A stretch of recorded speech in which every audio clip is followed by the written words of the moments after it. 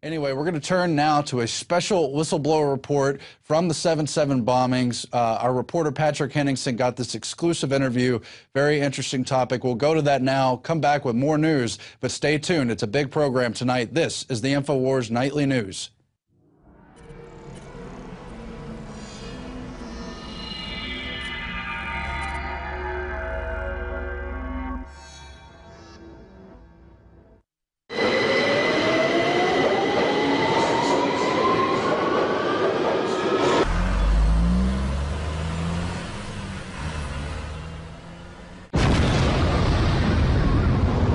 London, 7/7, the terror event that changed the course of European domestic security policy.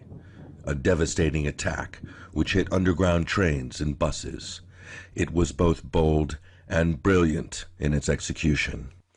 The official narrative is that of 4 radical British Muslims whose perfectly planned and run operation claimed the lives of some 52 innocent victims. In 2010, while compiling an annual strategic threat assessment, South Yorkshire Police's principal intelligence analyst Tony Farrell learned that the government narrative of Islamic extremists carrying out the attacks of both 9/11 and 7/7 was a lie, perpetrated by a mainstream media code of silence and complicit government officials, a stance which ultimately led to his dismissal. Infowars.com had a chance to speak with Mr. Farrell at a recent Employment Tribunal appeal hearing in London, where he sheds additional light on his pending case. My name's Tony Farrell. I work for South Yorkshire, or used to work for South Yorkshire Police as the principal intelligence analyst. I've worked for them for 17 years.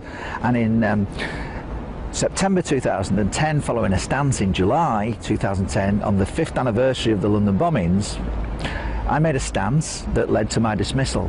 My stance was, when tasked to do a strategic threat assessment, which incorporated, amongst other things, the threat from counter-terrorism, in the light of the realisation that 9/11 and 7/7 were not as the government narratives would have us believe, I no longer was able to say that the threat was coming from Islamic extremism, as the government rhetoric was saying at that point, and my managers in South Yorkshire Police wanted me to say. I felt that would be discriminatory against the Muslim communities in South Yorkshire and further afield. And I went to my boss, alerting him to the fact that there is all sorts of information available in open source, including the work that Alex Jones had done to expose this at the time. That was influential indeed. And they clamped down on me, refused to contemplate the notion of the threat being anything other than Islamic extremism, saying, you and I, Tony, are just the government foot soldiers. You'll never get the government to tell the truth. So they weren't saying you're wrong, Tony. They were just saying go along with the lie and say that the threat's from Islamic terrorism. They tried to get me down to occupational health. Now, for a day, I went along with it. But on the 8th of July, I went into work, and that was the day of the assignment. And the realisation had only happened about a week or two before this. I'd given them a red alert. They ignored it. They were cornering me.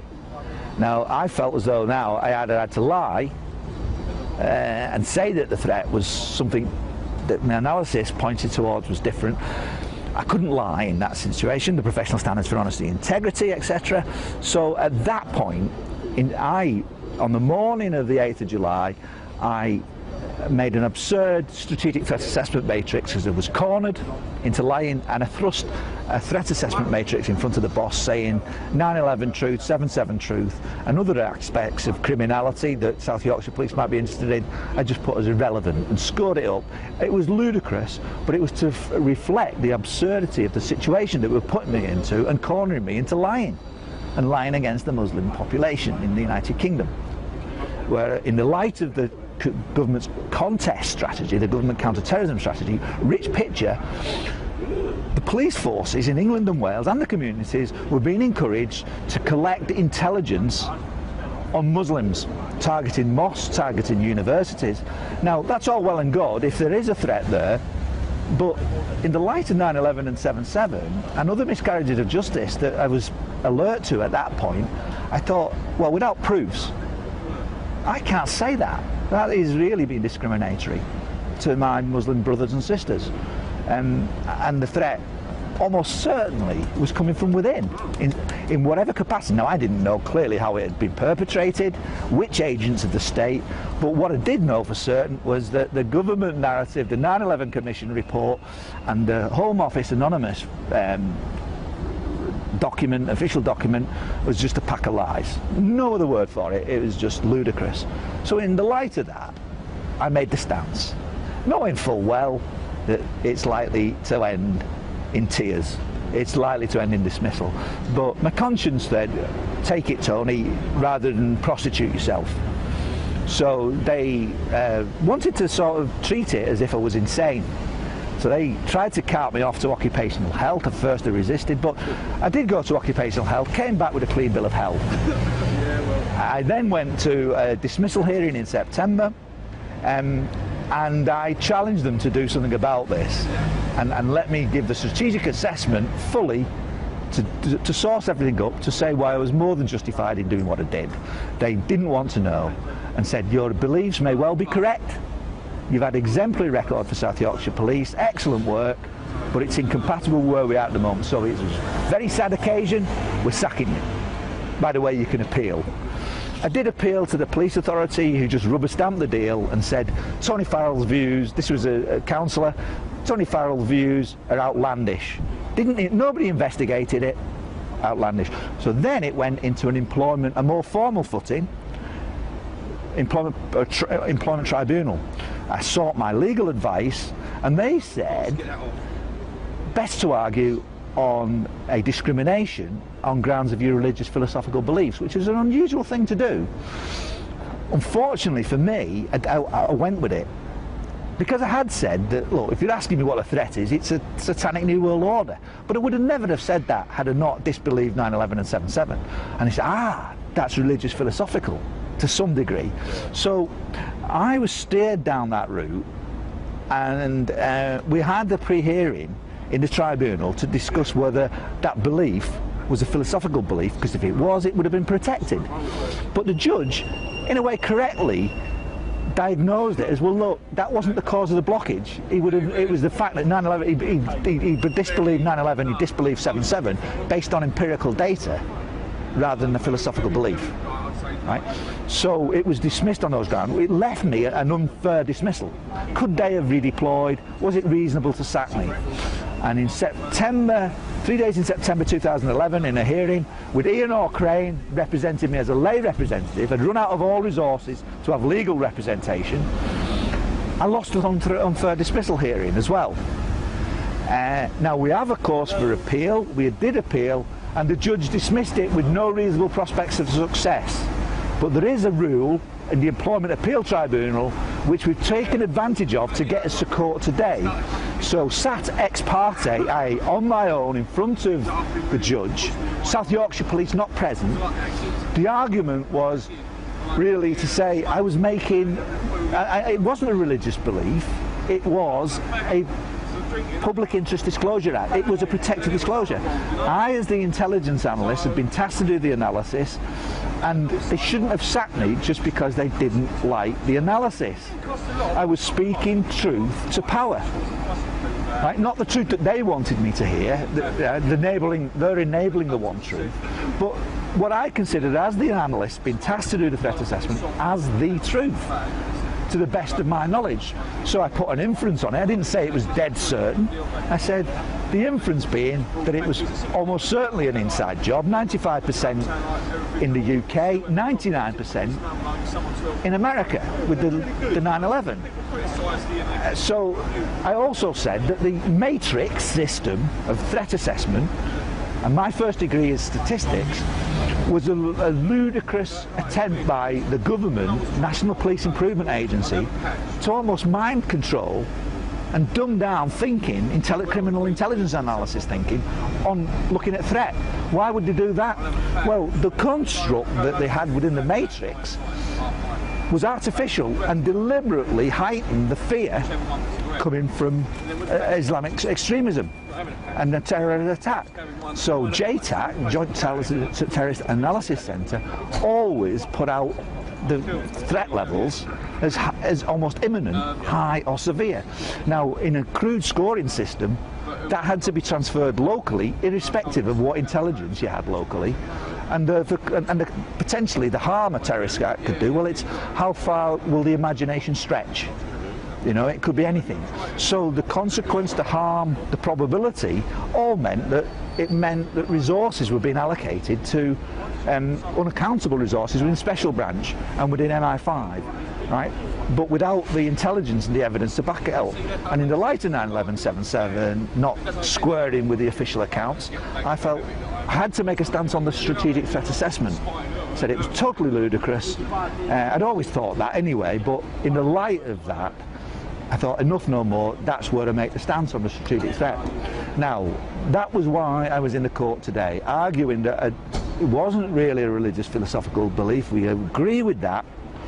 There's no point of issue with the police.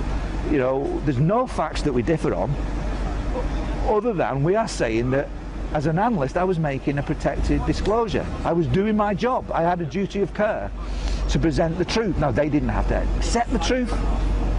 But just because they didn't like the analysis on the threat, was it reasonable for them to dismiss me? Now, if you're suppressing strategic analysis in that way, because an intelligence analysis is an evolving process whereby you give your intelligence and your intelligence officer opposite may not agree with you, but you start to converge to get to the truth. And new information comes to light, and hopefully you converge on that truth. So, in doing my job as an intelligence analyst, I was sacked for telling what my analysis was. Now, I stand by that analysis exactly now. 18 months down the line, nothing has come to light which remotely challenges the fact that I was right, you know, that I erred in what I did. So, I'm pleased with what I've done. I had a duty of care. I followed through with my conscience, and sadly, I've ended up getting dismissed and on the verge of bankruptcy. But the reason why I'm doing this is not for compensation, it's that I believe it's in the public interest for this case to keep on going. Now, the judge today has dismissed it, right? The Employment Appeal Tribunal saying, no, South Yorkshire Police had behaved reasonably in dismissing me, and as a point of law, we can't really challenge that. However, he's not slammed the door down, not completely. Therefore, there is a court of appeal. So now it's getting into a quite high area now, whereby under the public interest disclosure, because I wasn't legally represented at the unfair hearing, right, we never cited the Public Interest Disclosure Act. Ian Crane, who represented me in September, wasn't a trained lawyer. But to all intents and purposes, he was arguing that I was making a protected disclosure and I shouldn't be dismissed, especially when I'm the analyst assessing the threat. If analysis is the very product, strategic threat analysis, that should keep chief constables awake at night, and the fact that I was giving them unpalatable news, it was only doing my job. Why should you be sacked? Especially as there's no end of evidence that was presented today on 7/7 analysis and on all the people who've written widely on 9/11. It's not as if I'm a lone nut. There are serious academic, weighty people now. Are you bound to an oath when you take the job with the police? I sign an Official Secrets Act. But are you bound to an oath to protect the public interest? Yeah, absolutely. Yeah. You're a public servant and you have a duty of care. Yeah. And it's the duty of care that really, compel me to speak truthfully on this matter. It wasn't a trivial issue that we could sidestep round. I did my job as the principal intelligence analyst, and I have no regrets no matter what happens. Now we have, of course, as I say, to the High Court. But what I need is to expose this so that we can start to demonstrate equality of arms. In other words, it's time now the public woke up to this. because it's dangerous if we don't, and that if I can get that public support behind me, I mean, I've not got bad support in the truth movement, but it's not as high profile as it needs to be by the time I get to High Court. But interestingly, the judge has left it open, so it's not inconceivable that the analysis that is available that completely discredits 9/11 and 7/7 could be actually tested in a court. And that's all we can hope for. Whether we will ever get there is another matter. But I'm committed to keep on trying until I drop or win, and irrespective of the consequences. It's that important from a public interest perspective.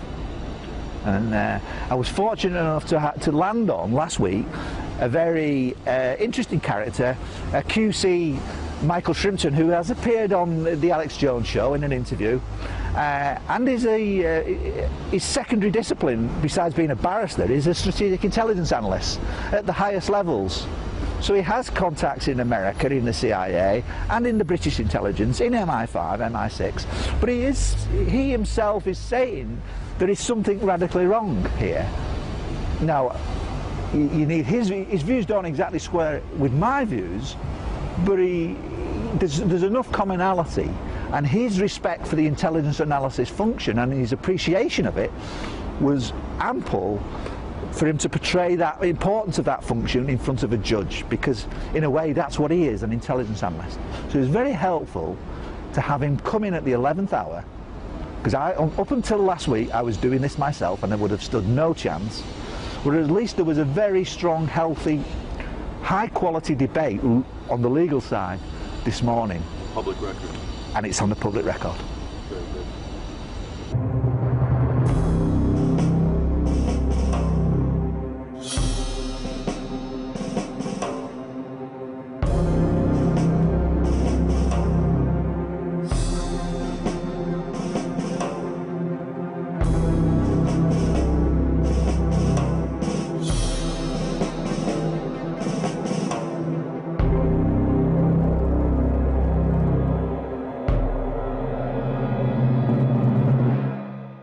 So there you have it, Tony Farrell, a UK police analyst, intelligence analyst, blowing the whistle, but then being driven out of the agency. Of course, nothing really going on there, I'm sure. At any rate, we have the anniversary of the 7/7 bombings coming up in just a couple weeks here in, of course, July, and more reason than ever to shine a spotlight on that and all the false flags, 9/11, the Madrid bombing. The list is really pretty infinite, all having to do supposedly with Al-Qaeda.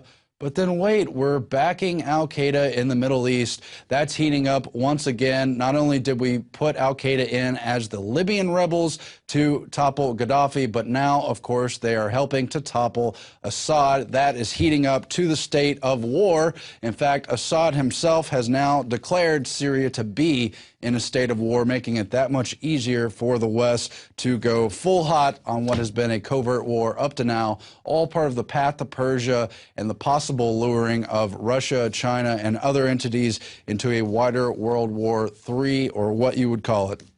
Let's hope it doesn't happen. But, of course, the Syrian rebels stormed the state media, killed 7 people, and have effectively taken over that television station. Important, of course, to the bolstering of Assad's regime. Also iconic to the surge of the rebels. But again, the rebels are Al-Qaeda-backed Western forces.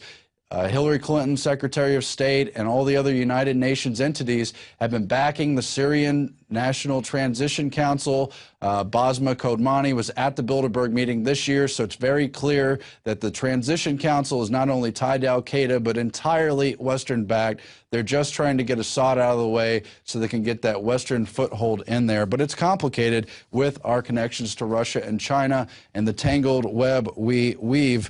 But we've got Condoleezza Rice back in the news. They say she's a possible vice presidential candidate for Romney, but either way, she loves this going hot with Syria. She wants us to back the rebels because, well, Russia's funding Assad.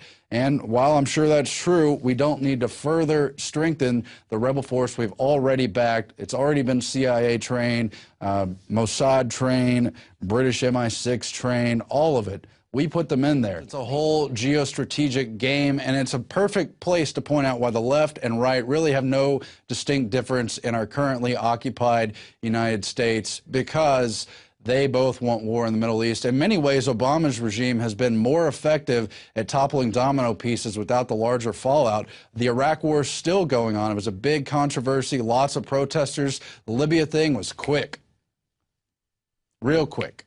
The Middle Eastern uprising, the Arab Spring, supposedly this democratic movement. But look what we have a year later. We have Egypt run by the Muslim Brotherhood. All those areas getting more and more radicalized, and the West just loves it. They want a clash of civilizations. That's what these neocons and these people in the Obama left at the CFR and everything, they're part of the same larger group. They all want a larger clash of civilizations. Just look into it. Huntington, I think, has the book.